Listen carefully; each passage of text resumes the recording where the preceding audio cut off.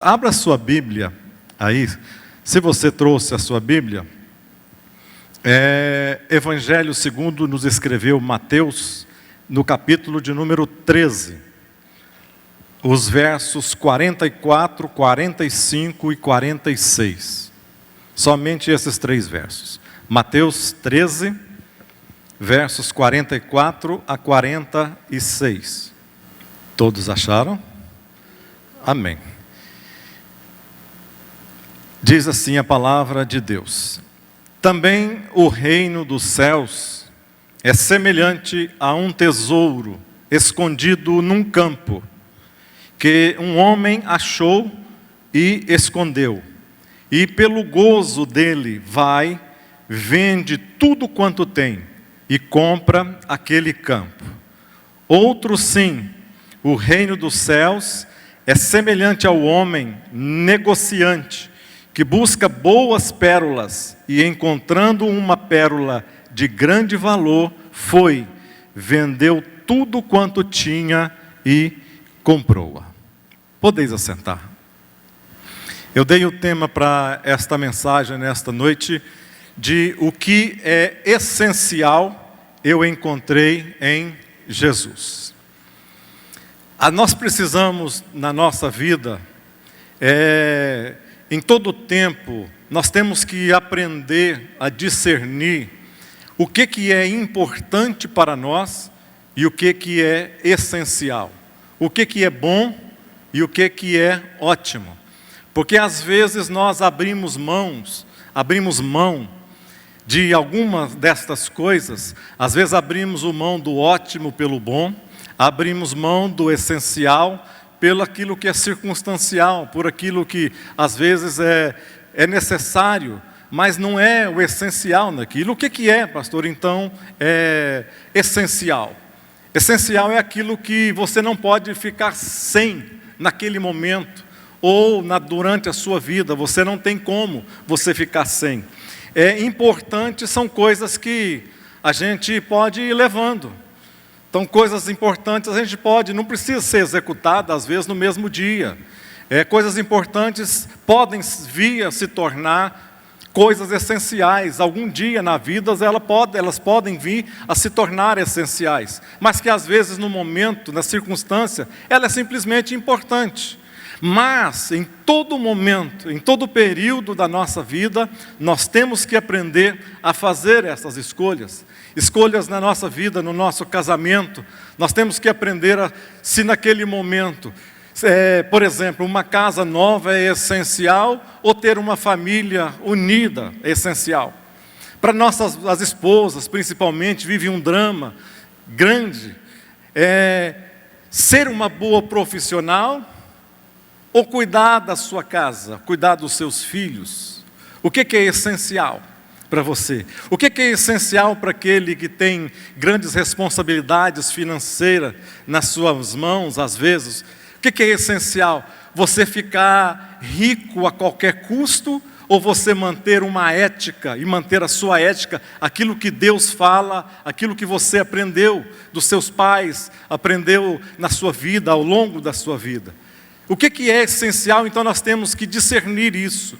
O que é importante e o que é essencial. E eu queria falar através aqui destas parábolas que Jesus usou aqui para falar um pouco destas escolhas que nós temos que fazer. Martin Luther King Jr., ele teve uma frase muito importante que eu também me baseei nesta mensagem. Ele disse assim: se nós não temos alguma coisa pela qual valha morrer por ela, nós não temos coisas pelas quais nós devemos viver. Ou seja, nós não temos coisas importantes para viver, se nós não temos coisas que nós seríamos capazes de morrer por estas coisas. Então, Jesus aqui, através dessa parábola, ele quer nos ensinar exatamente isso. Eu escolhi somente as duas aqui. Nesse texto aqui, ele tem 7 parábolas, e falam basicamente sobre isso, mas eu escolhi essas duas aqui. Uma, ele fala que ele compara o reino dos céus.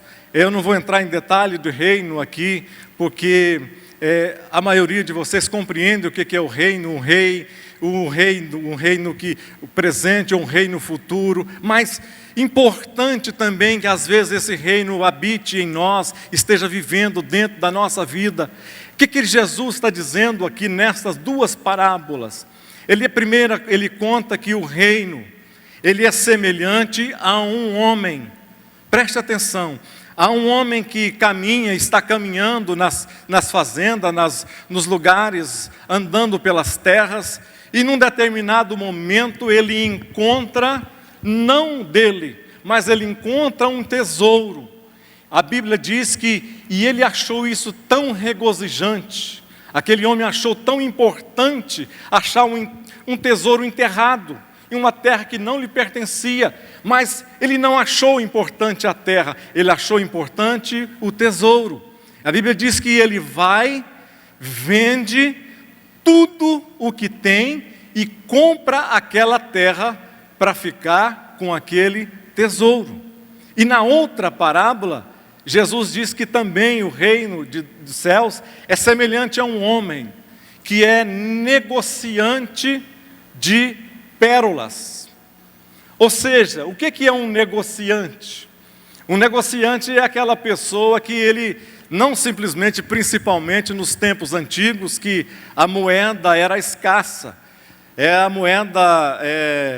As moedas cunhadas mesmo, porque não tinha o papel, mas ou ouro, prata, alguma coisa, eram muito escassas. Então, a pérola era talvez, segundo alguns historiadores, a pérola, depois do ouro e da prata, era o objeto de maior valor que existia ali naquele tempo. E esse homem é um comerciante, um homem que entende, um homem que compreende, um homem que é acostumado a tratar, a fazer negócios, um homem que sabe e ele conhece de pérolas, ele entende quando ele olha para uma pérola, ele sabe se aquela pérola é preciosa ou não, ele sabe se aquela pérola é falsa ou não, ele sabe se aquilo vai compensar ele comprar ou não.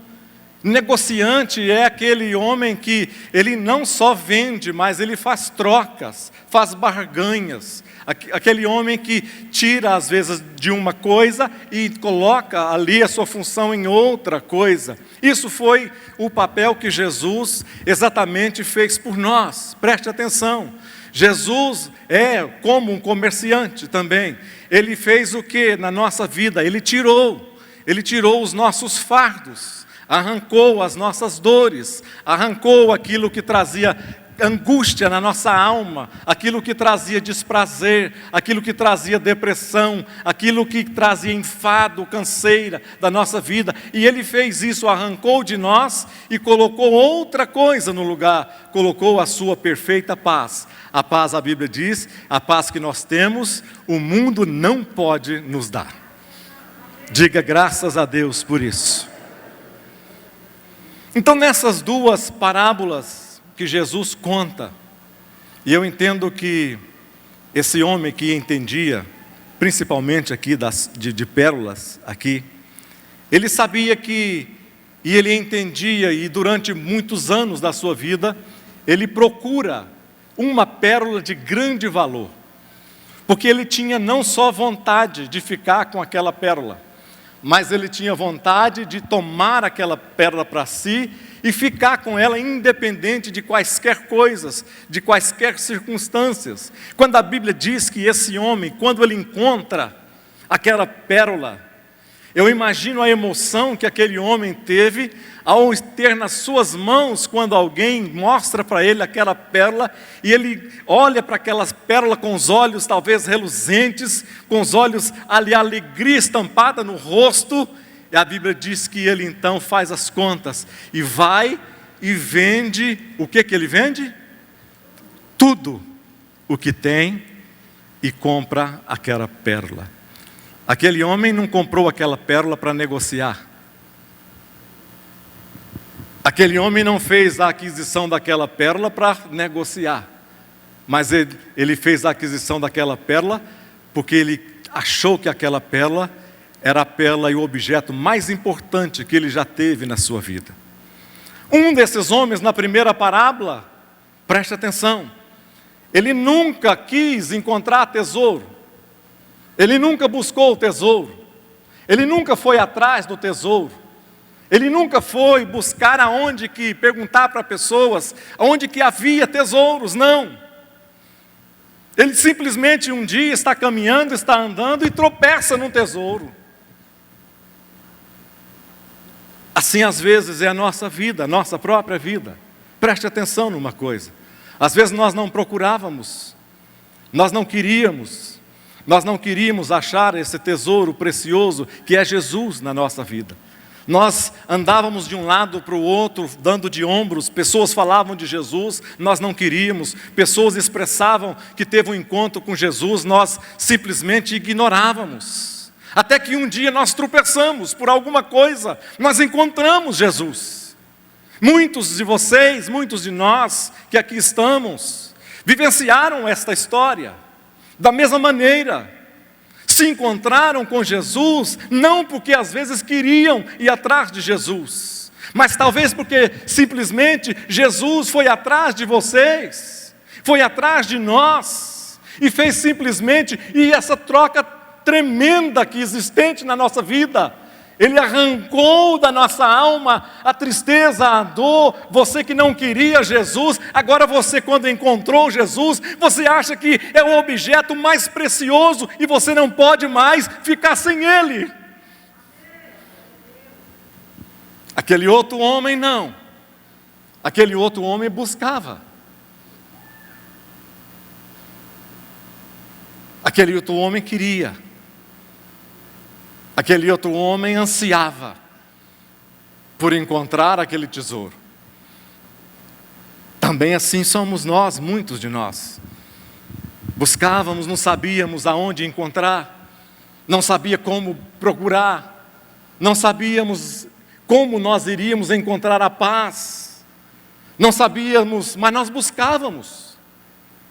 Nós entendíamos que se nós encontrássemos isso, a nossa alma estaria cheia. A nossa alma não estaria mais vazia, mas ela estaria preenchida. Nós sabíamos se um dia nós encontrássemos com Deus na nossa vida, como as pessoas diziam para nós, nós sabíamos que a nossa vida mudaria. E por isso o dia em que nós encontramos, nós vendemos tudo o que tínhamos para ficar com Jesus. Quantos estão me entendendo? Diga amém. Mas aquele homem, todos os dois homens, precisaram de uma decisão na sua vida. Todos os dois. Eles encontraram o seu tesouro, mas agora eles tinham que tomar uma decisão. O que fazer quando nós encontramos o tesouro? O que fazer quando o tesouro está ao nosso alcance? O que fazer quando o tesouro está disponível para nós? Aqueles homens tiveram que dar um passo. Aqueles homens tiveram que tomar uma importante decisão. Muitas pérolas que aquele homem teve nas mãos eram pérolas importantes.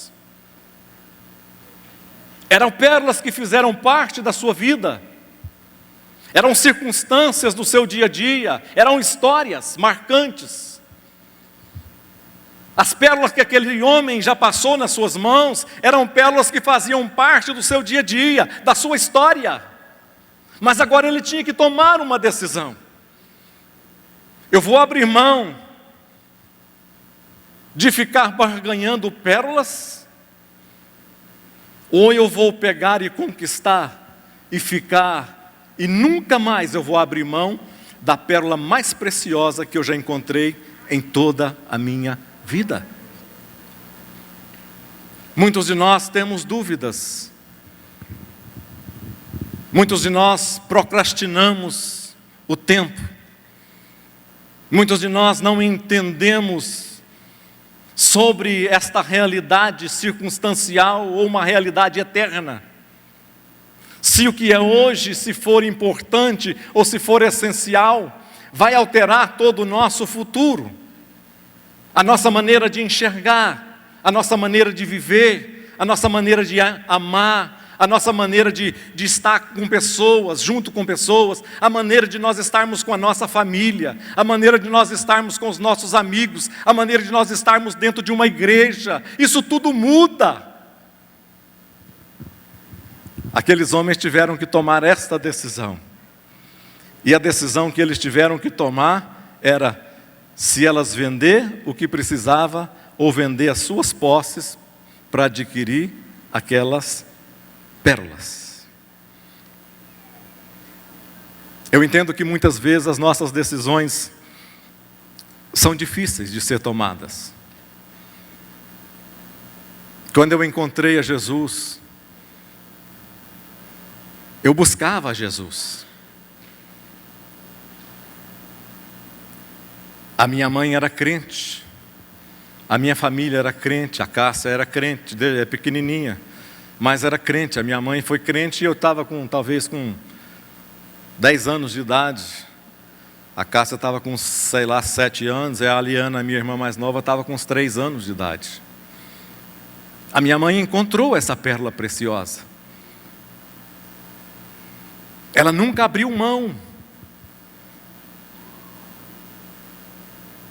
Vivia uma vida triste, uma vida amargurada, uma vida angustiada, uma vida às vezes miserável, um casamento fracassado. Mas ela tinha essas pérolas pequenas. Mas ela preferiu, talvez, trocar a felicidade passageira dessas pequenas pérolas em determinados momentos, em detrimento de ficar com aquela pérola tão preciosa e tão grande, e que aquela pérola iria fazer toda a diferença, não só na sua própria vida, mas na vida da sua própria geração, das suas próprias famílias, da sua posteridade. Eu buscava Jesus, eu saí da igreja. Depois desta idade aí, com 11 anos, 12 anos, eu nunca mais fui na igreja. Me tornei rebelde e não fui mais para a igreja. Eu não entendo o motivo até hoje. Eu não quero culpar ninguém, familiares, meu pai, pessoa alguma, mas eu não entendo o motivo. Por quê? Mas eu passei, então, se eu saí, com 12 anos, eu fiquei até os 30 anos, 31 anos de idade. E um vazio existencial na alma, um vazio que não preenchia com nada, uma angústia duradoura, uma angústia que parecia uma eternidade. Então eu entendia que a minha mãe tinha, mas parece que aquilo me assustava. Mas até que um dia eu tive um encontro pessoal com o meu Salvador, aleluia. E a partir daí, a minha vida nunca mais foi a mesma, nunca mais. Aquilo que eu achava impossível, Deus começou a mudar e transformar na minha vida. Aquilo que os homens não conseguiam realizar, Deus realizou no meu interior, na minha alma.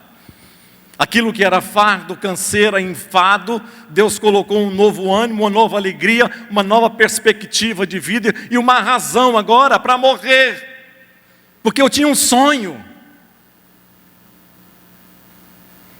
Quantos aqui têm um sonho? Levanta a sua mão. Você sabia que o seu sonho pode ser realizado totalmente em Deus? Você sabia que o seu sonho não é menor do que o sonho de quem já foi realizado, de alguém que já teve o sonho realizado? Você sabia que você não é menos importante de que pessoa alguma? Você sabia que você não é menos essencial para Deus do que os melhores que você entende que é os melhores cristãos? Você sabia que Deus deu a sua própria vida por você? Você sabia que você é a menina dos olhos de Deus? Você sabia que nem um fio, nada, nem uma folha de uma árvore cai sem que seja da vontade ou da direção de Deus na nossa vida? E isso nos traz tranquilidade, isso nos traz calma. Diga aleluia. Aqui Jesus, nessas duas parábolas que ele conta, ele não está dizendo para nós sairmos para vendermos tudo que nós temos, como os primeiros cristãos fizeram. Os primeiros cristãos entenderam que Jesus estava próximo de voltar. E de tanto as pessoas falarem que Jesus estava próximo de voltar, eles começaram então a vender as suas coisas. Começaram a vender os seus bens.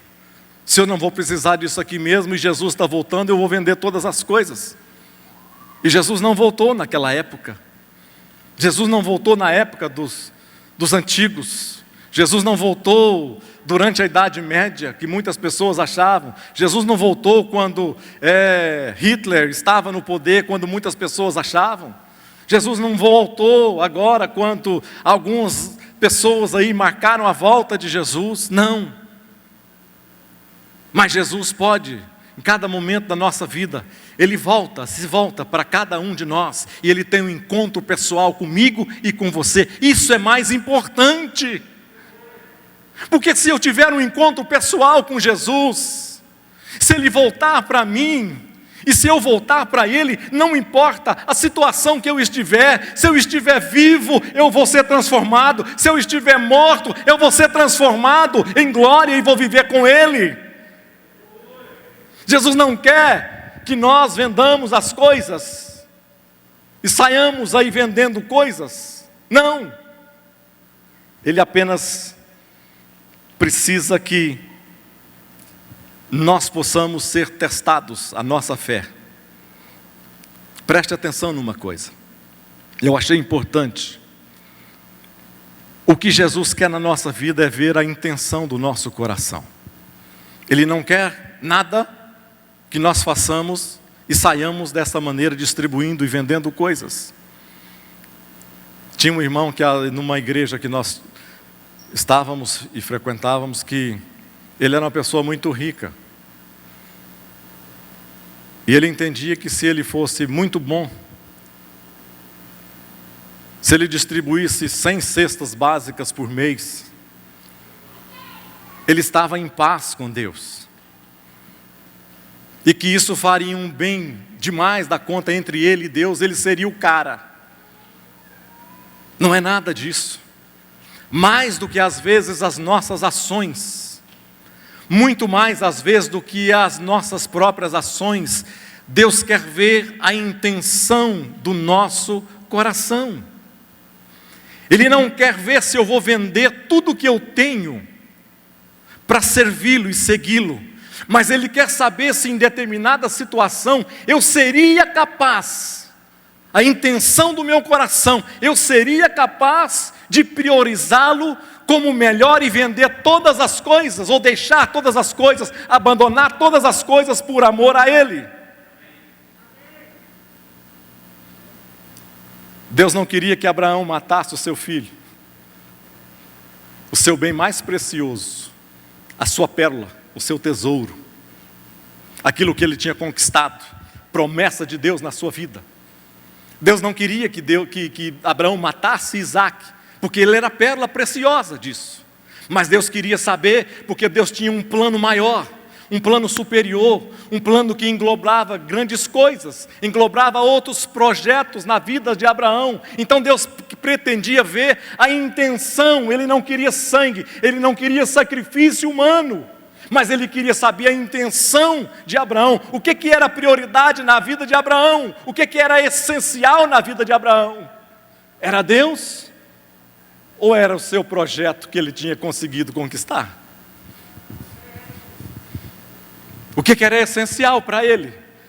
Deus não queria sacrifício humano, mas Deus queria que o coração de Abraão estivesse de acordo com a vontade dele, e ele queria saber se Abraão, quando passasse por dificuldades, Abraão honraria ou negaria a Deus.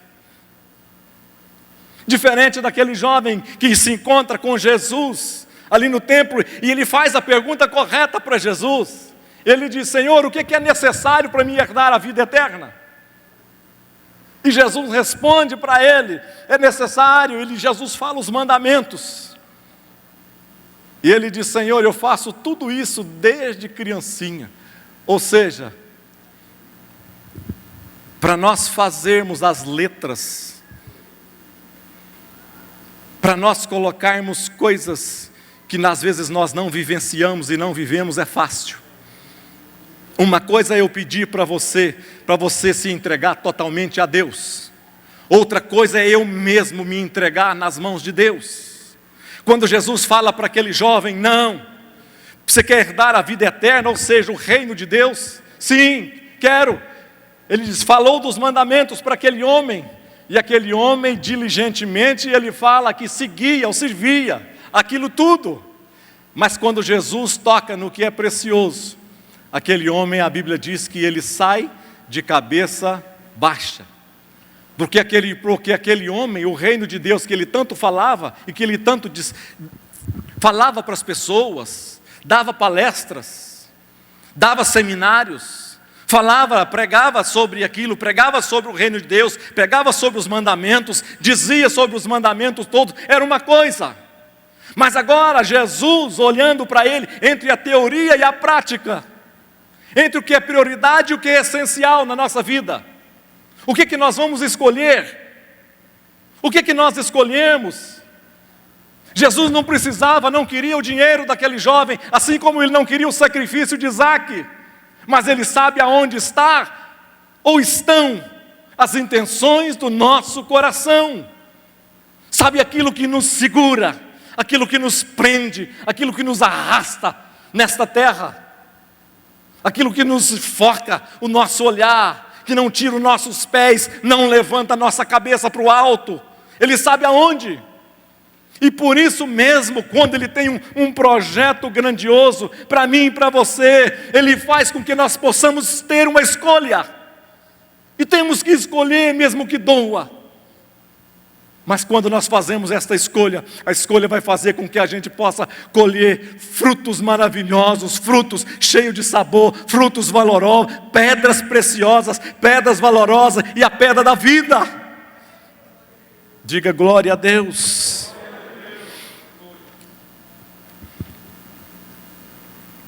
Eu entendo que às vezes Deus realmente Ele nos testa, como testou esses dois homens.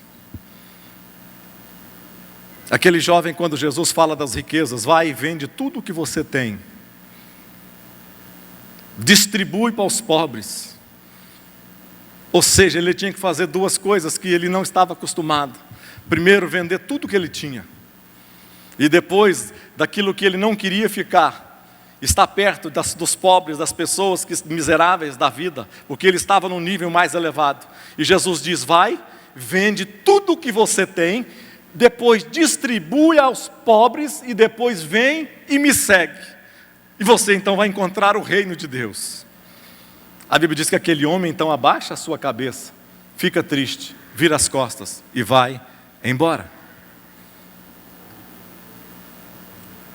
O que era essencial para aquele homem? O que é essencial para você? O que é essencial para mim? O que é essencial para nós? Aquilo que chama a atenção de Deus, aquilo que faz com que Deus tenta de todas as maneiras tirar as nossas prioridades daquilo e colocar as nossas prioridades ainda no reino dos céus. Poucas pessoas estão preocupadas com o futuro. Poucas pessoas estão preocupadas com o reino dos céus. A maioria de nós está preocupada com o reino nesta terra. A maioria de nós, os planos que nós temos, são planos para hoje. São planos financeiros. São planos de poder. São planos de nós formarmos o nosso próprio reino aqui nessa terra. Nós estamos perdendo a capacidade de sentir o que é o reino dos céus. Muitos não entendem as pregações, os momentos, porque às vezes nós não estamos mais pregando sobre isso. Estamos pregando exatamente sobre o reino desta terra. Como sermos frutíferos, como sermos abençoados, como sermos vitoriosos, como sermos pessoas de sucesso. Mas nós estamos esquecendo. Jesus, quando foi para os seus discípulos, estão me lembrando aqui, Jesus na praia, a primeira coisa que Jesus foi e falou para os seus discípulos ali, a primeira coisa que ele falou, a Bíblia diz, eu gosto desse termo, quando a Bíblia diz que Jesus os tira da terra. Eles foram para o mar, mas eu gosto do termo, que Jesus tirou eles da terra. Porque que Jesus queria dar experiências para eles diferentes, experiências que eles nunca tiveram. Enquanto nós estivermos com os nossos olhos focados aqui nesta terra, as nossas prioridades forem simplesmente viver aqui nesta terra, nós não estaremos prestando atenção naquilo que é essencial para a nossa vida. Nós não estaremos dando oportunidade para Deus levantar o melhor, o muito melhor, o excepcional na nossa vida. Nós nos conformamos em viver com coisas pequenas, com coisas, as mesmices, as coisinhas miúdas desta vida. E nós estamos achando que isso é bom para nós, que isso já está fazendo bem para nós, que não importa, que está nos levando, nós estamos vivendo o nosso dia a dia, temos uma vida boa, então isso vale, pronto. Mas na realidade não é. Talvez o grande ensino e o grande desafio desta parábola é saber que nós temos um papel, e o papel que nós temos é de negociador. Nós somos os negociantes. Deus nos deixou esse papel de negociante, o papel de encontrar as coisas valorosas, o papel de discernir o que é bom e o que é ruim, o papel de entender o que serve e o que não serve para nós. A Bíblia diz que quando, preste atenção, eu gosto de alguns exemplos, janelas nas mensagens. Quando Jesus chama os seus discípulos, os 4 primeiros discípulos, Pedro, André, Tiago, João, aqueles homens, eu quero que você abra os seus ouvidos. Aqueles homens, eles estavam em busca de coisas necessárias, de coisas importantes para suas vidas, coisas que traziam sobrevivência, coisas que traziam sustento material para suas vidas. Eram o que eles buscavam dia e noite, eram as pérolas que aqueles homens buscavam dia e noite, até que um dia eles tropeçam em Jesus, como muito de nós. Até que um dia Jesus na praia caminhando, e ele encontra, a Bíblia diz que ele encontra um barco e pede para entrar naquele barco. Depois que ele entra no barco, ele diz o seguinte: pega agora o barco e lança a rede. Vai lançar a rede. Aí. Preste atenção. O que aqueles homens buscavam a vida toda, durante tudo que eles aprenderam desde criança? Qual que era a sua pérola mais preciosa que eles queriam, que buscavam? Peixes. Tudo na sua vida vivia em função de peixes. Toda a sua estrutura familiar vivia em função de peixes. Toda a sua vida financeira vivia em função de peixes. Toda a alegria que poderia trazer para a sua alma vivia em função de peixes. Jesus encontra eles e manda eles lançar a rede, e eles dizem: não, Senhor, nós já pescamos. E Jesus, a Bíblia chega a afirmar que encontra eles numa situação deplorável, encontra eles de manhãzinha lavando as redes, ou seja, trabalho perdido, a noite inteira infrutífera, de insucesso. A noite inteira de frustração, de trabalho árduo, frustrado. Mas ele encontra agora Jesus, tropeça em Jesus. O essencial para eles era peixes. Diga comigo, peixes. Eles encontram Jesus, Jesus manda lançar a rede. Eles lançam a rede. Pedro diz, pelas tuas palavras nós vamos lançar a rede.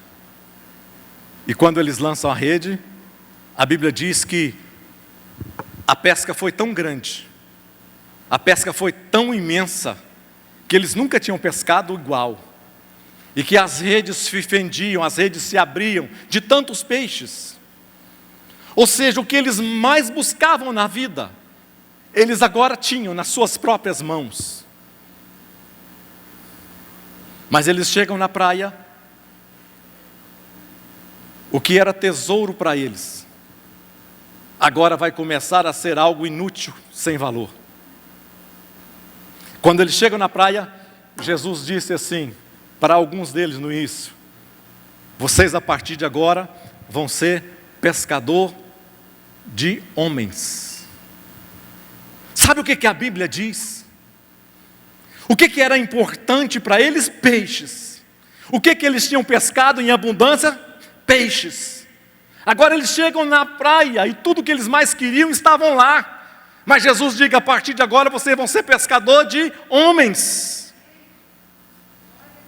A Bíblia diz que eles largam, ou seja, vendem, abandonam barco, peixe, rede, abandona tudo o que tinham. Não venderam o peixe, não venderam o barco, não venderam nada. A Bíblia é bem clara ao citar que eles deixam, abandonam tudo, deixam do jeito que estava. Ou seja, os seus sonhos foram mudados de uma hora para outra, porque eles encontraram alguém que era uma pérola de grande e estimado valor, que não tinha preço. Tudo que eles almejavam, eles tinham nas mãos, mas agora eles entenderam que aqueles peixes, aquele sucesso, aquilo que eles almejavam, não era mais importante do que seguir e servir a Jesus na sua vida. Diga, glória a Deus. Às vezes nós queremos maquiar as coisas na nossa vida. Queremos passar um pano, queremos tampar, queremos que as pessoas vejam o nosso exterior, a nossa espiritualidade, às vezes magérrima, a nossa espiritualidade que não caminha, a nossa espiritualidade que qualquer onda nos tira do centro, qualquer onda, qualquer vento mais forte nos tira do eixo, nos tira do norte. E às vezes nós queremos maquiar isso. Eu me lembrei de... Não é da minha época não, mas eu vou contar. Em 1976, tinha nem nascido. Eu não. Nascido de novo, obrigado, pastor Salmo. 1976. Morre o maior líder que a China já teve. O grande líder, Mao Tse-tung. Eles não estavam preparados para a morte de Mao Tse-tung. Ele estava revolucionando o país. As autoridades, então, na sua morte, disseram assim: nós queremos que ele permaneça para sempre. Nós queremos que ele viva na memória das pessoas para sempre. O que eles fizeram? Deram ordem aos médicos para que pudessem fazer uma maneira, um tipo de embalsamamento, um tipo ali que as pessoas pudessem olhar para Mao Tse-tung e ver nele uma pessoa viva. E a história diz que os médicos começaram a injetar nele formol. e injetaram mais ou menos 20 litros de formol nele. Aí o pescoço começou a engrossar e ficou da largura da cabeça. Os olhos começaram a sair para fora. As orelhas esticaram, que ficou um negócio deformado. O formol começou a sair por todos os poros. E deu tudo errado. Então as autoridades falaram: vamos fazer o seguinte, para que as pessoas tenham a falsa sensação, vamos fazer com que uma estátua de cera seja agora exatamente idêntica ao original. E assim eles fizeram. Não tinha dado o primeiro plano, certo? Mas agora eles achavam e entendiam que uma estátua de cera ali, colocada ali na Praça Vermelha, ali no mausoléu da Praça da Paz, ela poderia trazer a falsa impressão, a falsa sensação que ele estava vivo, que ele estava próximo, que ele estava junto. E durante vários anos eles enganaram as pessoas, como se aquela estátua de cera fosse o verdadeiro Mao Tse Tung, o líder. Sabe o que eu pensei ao estar lendo essa história? Eu imaginei que às vezes nós queremos fazer exatamente a mesma coisa. Nós queremos injetar em nós substâncias ou alguma coisa que venha trazer uma aparência que vai nos renovar, que vai fazer com que as pessoas imaginem que nós estamos vivos, com que as pessoas imaginem que o nosso exterior, que está bonitinho, nós estamos vivos. Quando na realidade nós estamos totalmente deformados, quando na realidade nós estamos totalmente mortos. Eles queriam enganar as pessoas com o exterior, e às vezes nós estamos tentando enganar a Deus, querendo injetar em nós exatamente isso, algo que não existe, porque o nosso interior não diz. O nosso interior não condiz com o nosso exterior. Às vezes nós queremos fazer com que o morto pareça alguém que está bem vivo diante das pessoas, que as pessoas olhem para nós e achem em nós uma espiritualidade que nós não temos, uma vida com Deus na qual nós não vivemos. E queremos que as pessoas achem bonitinho isso em nós, quando na realidade nós não precisamos com que alguém injete coisas em nós, para que nós possamos parecer vivos, mas nós precisamos de alguém que venha ressuscitar o morto que existe em nós.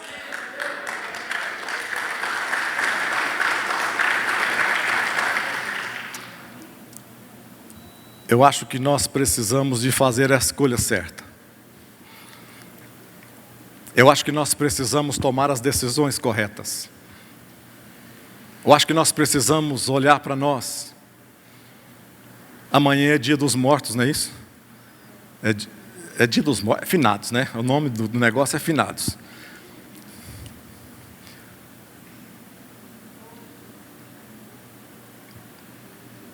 Talvez muitos de nós não estão num cemitério. Mas a alma anseia. A alma está vazia. A alma busca incessantemente e às vezes não encontra. A alma continua vazia, mesmo às vezes estando dentro de uma igreja. A alma continua uma busca incessante. Nada preenche. Nada traz alegria permanente.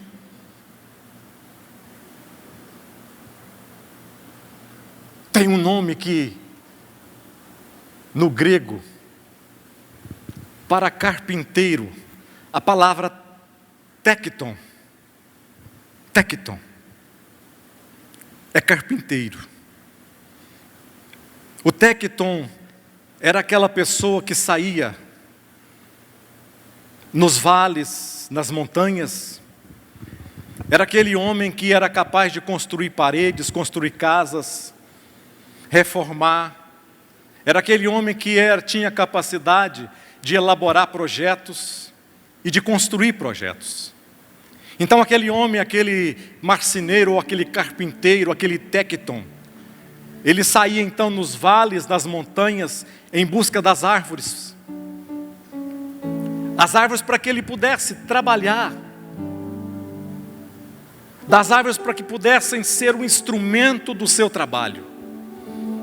As árvores para que pudessem ser um instrumento do seu bem-fazer, do seu bem-querer, daquilo que trazia alegria para esse técton.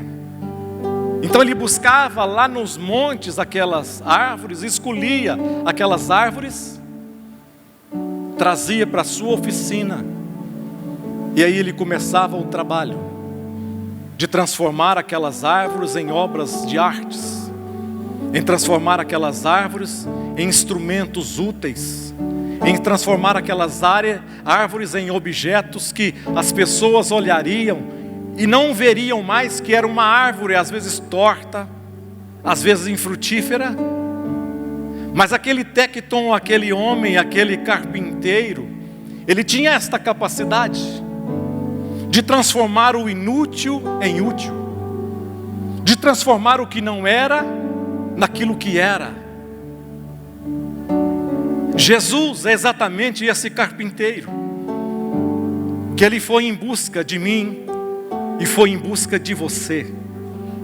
E se ele nos trouxe e nos colocou no local de seu trabalho, na sua oficina, é sinal que nós temos um valor grandioso e precioso para Ele, e que Ele não vai abrir mão de mim e de você, enquanto Ele não estiver concluída a obra que Ele tem planejado para mim e para você.